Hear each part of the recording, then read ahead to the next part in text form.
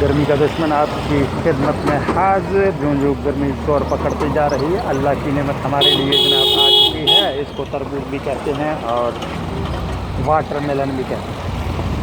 तो जनाब इसका जूस भी बना के पिया जा सकता है, और इसके अलावा जो आप इसको ज़्यादा से ज़्यादा इस्तेमाल करेंगे तो निज़ाम इंहज़ाम जो है वो भी बेहतर होगा।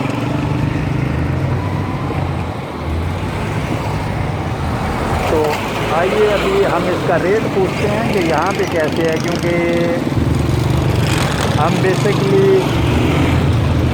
बकरा मंडी गौसिया चौक की तरफ रहते हैं। तो वहाँ पे जो रेट इसका चल रहा है वो तो है जनाब 40 रुपये पर केजी के हिसाब से। और यहाँ पे क्या है, ये अडयाला रोड है जहाँ पे ऑलरेडी गवर्नमेंट ऑफ पंजाब एक और कारनामा सर अंजाम देते हुए, जिसका नाम फ्लाई ओवर है। हमारा कैमरामैन आपको सही से दिखा सके तो ये जनाब एक व्यू है।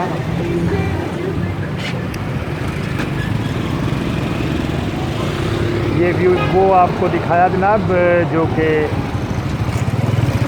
मरियम नवाज़ जिंदाबाद के नारों से ये वाला रोड जो है ये गूंज रहा है जनाब।